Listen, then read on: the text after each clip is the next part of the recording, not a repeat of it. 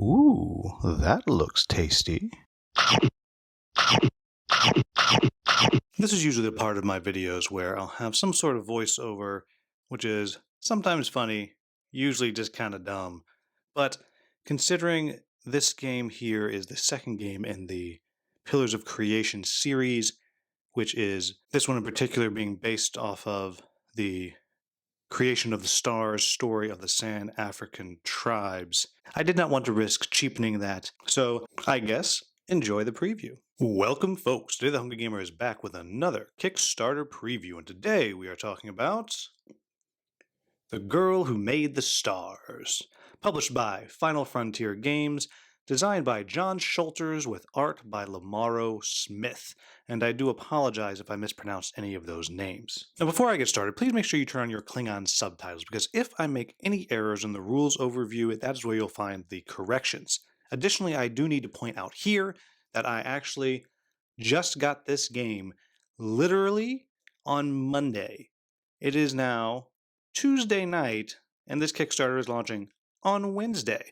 Now, that said, I did play this game a couple of times with one of the developers on the game, Drake Villarreal, on Tabletop Simulator, so I have played it several times, but just understand that the rules are still in flux, and I just got this game, and it was a very, very fast turnaround. So there may be some mistakes, but the overall experience, I do believe, rings true. So please make sure you have those subtitles on. Additionally, I need to point out that everything you're going to be seeing is still in the prototype phase. So what The Girl Who Made the Stars is it is a tile laying set collection style game in which the players are playing members of this African tribe who are trying to outlive their lives. And in the myth, The Girl Who Made the Stars, the sky used to be completely black, and one night a young girl scooped some ashes out of the fire and blew them up into the sky, and they became the stars. And so what you'll be doing is you'll be using your individual player board to collect light from the sky, which you'll be placing out onto the board to light your path so you can do the things that you normally do during the day. You can also do them during the night. And what I'll point out here is everything that you're seeing here is in an in-game state. This is my player board at the end of the last game that was played, and I'll tell you briefly how to get there. And this board is actually starts out with none of these little cubes on here, and everything's filled up with those and so on. But if you are not interested in how this game is played and just want to jump ahead to my final thoughts, then you would go to the timestamp on the screen right now. For those of us still here, let's do a quick rundown of what's going to be happening in the game. And to do that, I'm just going to run through all the different things that we have here. First off, you have a nice simple score tracker, goes around, and you're probably going to loop around at least once. You have that player board I showed you, you have this main board here, and then you have this other star board right here, and I'll get through all of those. But to start out, the very first thing that you're going to do is you are going to, and I'm going to clear some of this stuff away. At the very beginning of each turn, each player is going to draw 3 of these star tiles, and you'll see that they are double-sided, and all the tiles have one of these on the back, and they'll have on the other side different colors stars that have a different amount of branches coming off of them. Now what you're going to do with those tiles is you're going to be placing them out onto the board, trying to form constellations. Every time you complete a constellation connecting to one of these over here, you will get that bonus. It might be an extra worker, take extra actions, get some extra light being a resource, or double victory points for the constellation that you make. And what's going to happen is you're going to be placing them out onto the board wherever you would like. Then the next thing that you do is you place on each one gem of the light of the color that you have. Now I'll note that these here are wilds. And each round you're going to be placing out your 3, but every time you're able to completely block off all the branches coming off of a star, you'll be able to claim that light. So, for example, if say on the next turn, I place that one there, and this one here, you'll see I've done a couple of things here. First off, I have these triangles that I've made. Every time you enclose an area, that's going to reward you with stardust, and I'll tell you what you do with stardust in just a moment. But also, since all the branches on this one are blocked off, I get to claim this light. The same with this light, and the same with this light. Now this one here is still going off to the side, so I haven't blocked it off yet, and so I do not score my constellation. However, I don't have to wait till I get another tile. I could use the stardust that I have and place it right here, and now I've blocked off this constellation. So not only have I claimed all of this light, but I get to claim this bonus here, which is one more light of each color. In addition to that, I will then score this constellation based off of the light stars that are on there. So in this case, 1, 2, 3, 4, and there's a gradual reduction of points you get for creating constellations as you go through the game. But suffice to say, the more amount of colored stars that you have, the more points that you will get. After you've finished that phase, you're going to move into the stargazing phase. And what's going to happen is, for every meeple on the board, you have one that represents the girl, and she's also the round tracker. When she gets to the end, that will be the last turn. But for each one of those, you're going to pull one of these tokens out of a bag. And so in this case, we have 3. I would take my 3, I would shake them up, and drop them into the dish here. And you see where they land. In this case, I have a yellow, another yellow, and one that straddles the border of blue and yellow. Then, in turn order, you're going to go through, starting with the person closest to the girl, and they'll get to choose one. So blue would get to choose, then green would get to choose. Now, in the next phase, when you get to take your actions, you do have the ability to send one of your villagers out stargazing and put them in a space behind the elders that you have right here. And that will allow you to draw an extra one of these tiles and will cause an extra one each turn to be dropped onto the board, because you get one for every single meeple on this track. And what each of these do are a variety of things. You can either discard them immediately and take a light of the same color, or you can take them for the action that they have. In this case, we have this one would allow you to take 2 light instead of 1. This one here allows you to do a gather action. This one gives you a free offering action, a free lay a path action, a free rest action, and there's also one that will get you some stardust. And this will make a little more sense in just a moment, but just understand that is the next phase of the game. Once that is done, you move on to this board here, and this is where a large portion of the game is played. What you really need to know here is that we start out down here. You're in the village, and in the village you have this offering track right here. And like I said, one of the actions you can take is you can make an offering if you have collected the various things that you can offer up.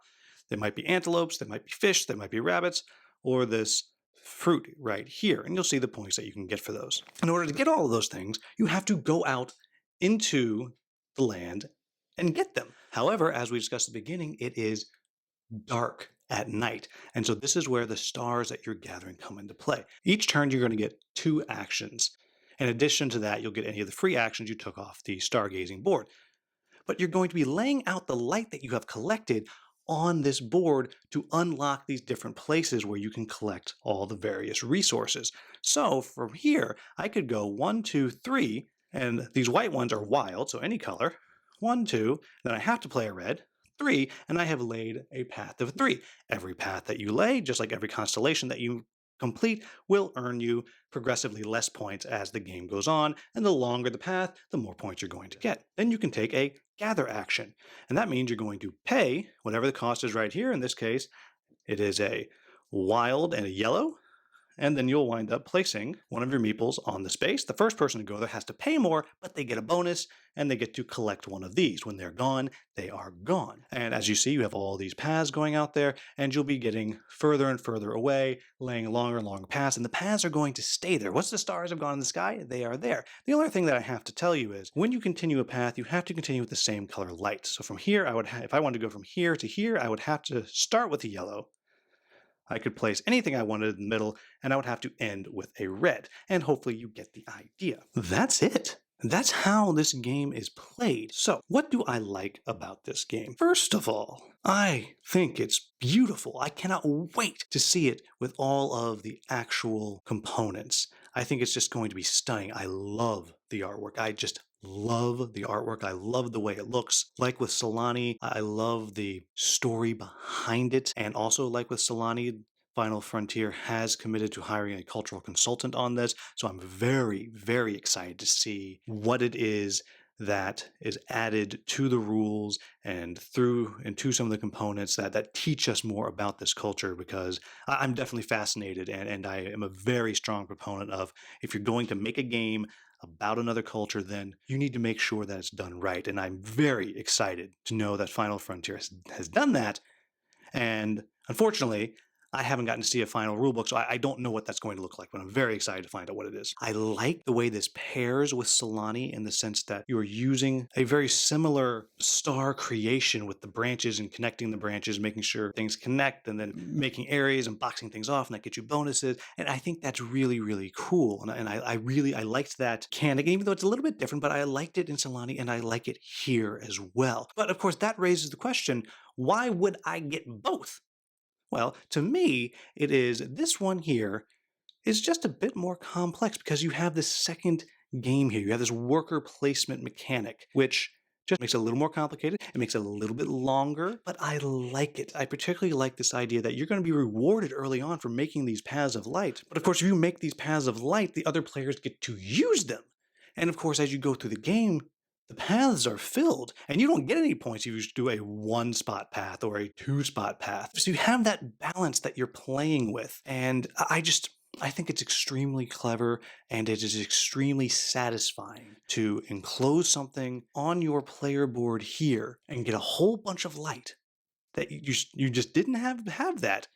But suddenly, if you get the right draw and you have the right strategy, and suddenly, boom, you get a whole bunch of light and you get a bonus, and then you take all that light, and then from there, you go to the stargazing board and you get the exact right free actions, and suddenly you're laying down a path for free and you get somewhere, and then you're coming back with the exact right offering that you needed, and you're going to bring that back, and then boom, you suddenly get all these points, and it's so very satisfying when you have those turns. And speaking of those free actions, I really, really like this part of the game. I think it is just so simple yet clever. And again, satisfying to take the stuff and just kind of drop it into the dish. This is supposed to be a dish of some kind later on. And it just, again, it's just fun and satisfying. And the fact that you don't have to take them for the actions, you can just take them for the light, I think works really well. And along with that, though the way this board and the stargazing board work, it allows for a nice level of player interaction. And it's not particularly aggressive interaction because it's, I mean, yes, you can block somebody or take something that you think that they want. Of course, you can do that. But what it does is it requires you to stay up off of your board in a way because you have to pay attention to what they're laying out. Because if they lay out a path that suddenly lets you get to something, maybe that's going to change your plan. And that is a lovely bit of strategy. And that to me is the key difference between this and Solani, is that this one has that extra step to it, which makes it more complicated. It makes it a bit longer, but satisfying, very, very satisfying. And so, and I really do appreciate that. So, what are my quibbles about the game? Thankfully, as has been my wont lately, I don't have too many. The first one I'm going to start with is just something to keep an eye on. Okay, again, this is a prototype, but I'm really hoping that, well, one, I've already been told this is going to be some kind of dish or tray, so things won't fall out. But I do find that these tokens sometimes just go plop and they don't move. So I'm hoping that somehow they hit here and they kind of move around a bit.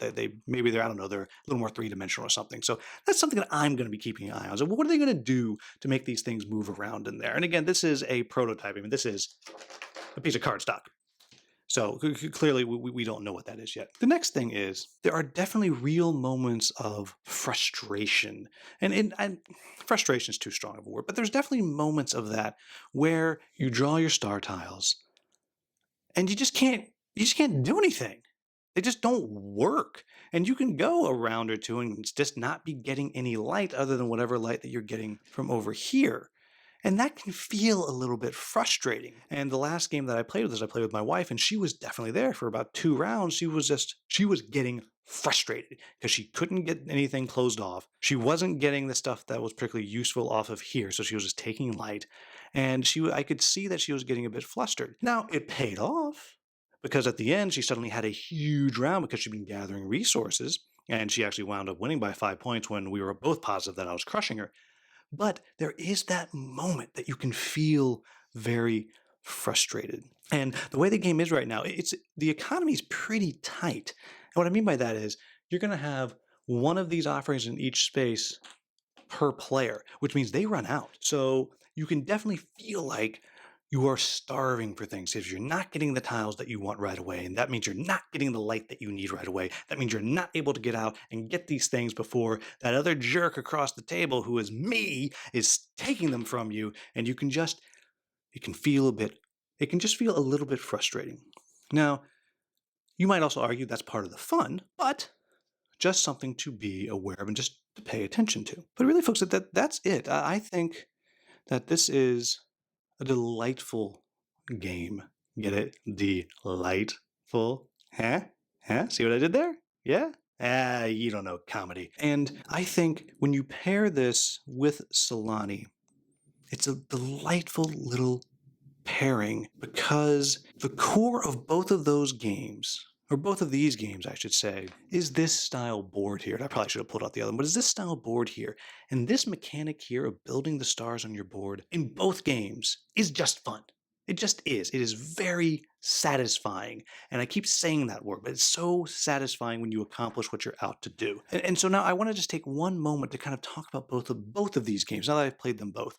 Because here's what I think. Is there room for both Solani and Girl Who Made the Stars on your shelf? Yes. I think they are distinctly different games, different levels of complexity, and some different mechanics in each one. However, the core mechanic of both is a fun mechanic, and that mechanic is still distinctly different in the way it is implemented. And I think that is just a very clever bit of design. So there you have it, folks. That is The Girl Who Made the Stars, a little bit about Solani. And just as a reminder, I have barely had time to really play this game. So it is a bit more of an first impressions, whereas Solani I played significantly more. But I'm a fan of these games. Very impressed at the different direction that these take Final Frontier games based off some of the other stuff that I played of theirs. And I do encourage you, if this core mechanic on this board looks interesting to you at all, then go check out both of these games. Absolutely. There you have it, folks. As always, if I made any mistakes, and I probably did in that rules overview, please let me know in the comments the timestamp. I'll get that into the Klingon subtitles. As always, if you found this video useful, please like, subscribe, and share. Thank you so much for watching. Have a wonderful, wonderful day.